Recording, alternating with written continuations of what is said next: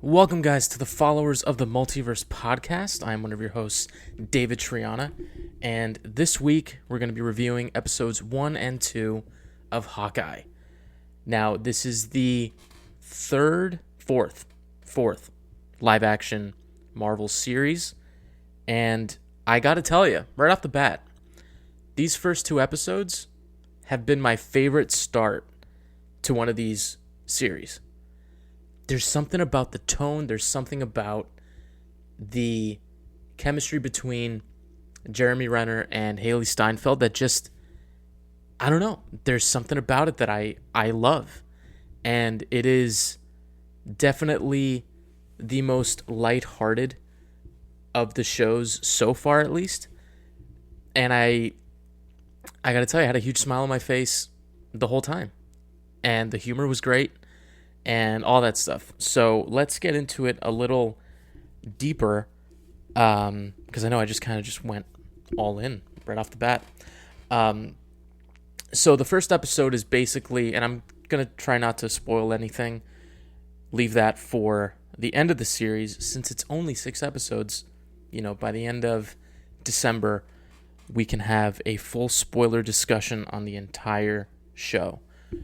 So, as I was saying, first episode, it's basically a setup for Kate Bishop, showing where she comes from, how she became so enthralled with becoming an archer, and how she idolizes Hawkeye.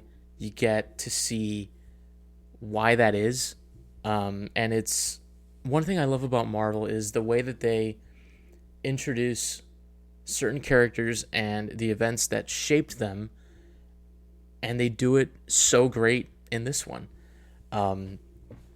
Again, it's such a great departure from the shows that we've gotten and also the larger MCU, when we can really focus on a really, again, as far as we know, a very small scale kind of story, where, you know, humanity's fate isn't hanging in the balance. We can just live with Hawkeye and Kate Bishop and see where both characters are right now, where they're going.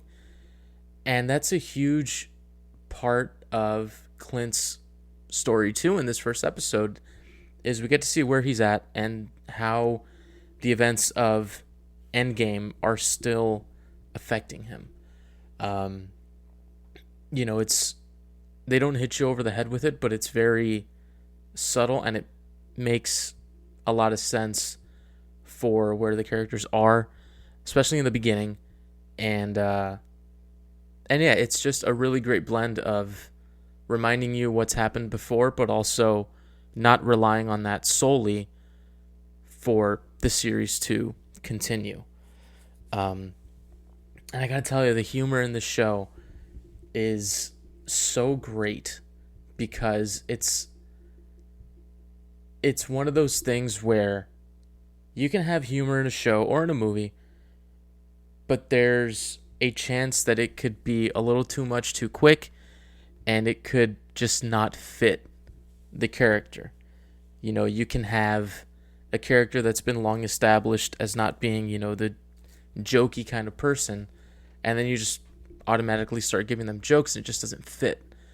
In this show, the way Jeremy Renner handles the comedy, very much the same way he's handled the comedy aspects in, you know, every MCU movie he's been in, but now where the spotlight is on him and Kate Bishop alone, you get more of it, and you get more of that dry, you know, sort of sarcastic sense of humor that I think works really great in this show, especially, and with the kind of relationship that the two characters have.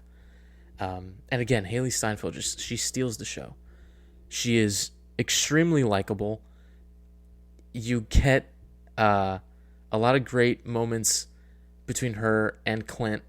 You get a lot of great tense moments between her and a couple other characters. And I'm gonna try and, you know, not give away a lot of stuff. I don't want to give away some key, relationships and dynamics that I'm sure are going to play into the show later on. But yeah, it's just really, really fun. And it's a great palate cleanser leading into Spider-Man No Way Home. Because again, we can get so caught up into these massive conflicts and, the world is going to end if you don't do this and that. And sometimes it can get tiring. I really like the small scale feel of this show. And the way that it just feels really grounded. And also the undertones of what the two characters are dealing with at this particular time. And this isn't a spoiler for Clint. I mean, you could imagine what he's going through after Endgame with losing Nat, getting his family back, dealing with all the fallout from his time as Ronin. You can figure how that sort of affected him over the past, however long it's been. So Clint's, he's got a hearing aid, which plays, for a great joke later. But you get to see how family continues to be even more so the only thing he's worried about right now. It's really fun how they use the Christmas backdrop as like a almost, well, not really as a character, but you get the sense that you really want him to make it home for Christmas. And I think that this story is based off a comic run. Again, as I've said on this podcast before, if you're looking for comic book knowledge and history, it ain't it here. I just have one arc of Spider-Man comics, and trying to get more into it, slowly but surely. But yeah, it's really great, and I'm not over exaggerating when I say that this is my favorite start to an MCU show. It's the kind of show that I really gravitate towards, where it doesn't have to be all seriousness all the time, and it can just really take its time, even though it's, a 6-episode miniseries. You're just along for the ride. And a really cool thing happened this morning. I tweeted about the show, and Carlos Navarro, who plays one of the characters in the show, he liked the tweet, and I was like, oh, look at that. On the premiere day, we've got the Hawkeye cast looking at the Twitter sphere and seeing what everybody's saying. And yeah, from what I see, a lot of the vast majority of people like or love the show. I don't know how you don't. I don't know how, especially with it being Christmas, and first 2 episodes are premiering the day before Thanksgiving. I don't know how you don't like it. I had an amazing time watching the show, and I can't wait for episode 3. And what I do love is, for the most part, a lot of what we've seen, save for a few scenes, are in the first 2 episodes. There are a few, that I'm sure are maybe episode 3 or 4, but for the most part, they haven't showed much. And episode 2 ends on a great note. It really sets up what's to come going into that second act of the series. So yeah, and the dog, Pizza Dog is what they're calling him now. He's great.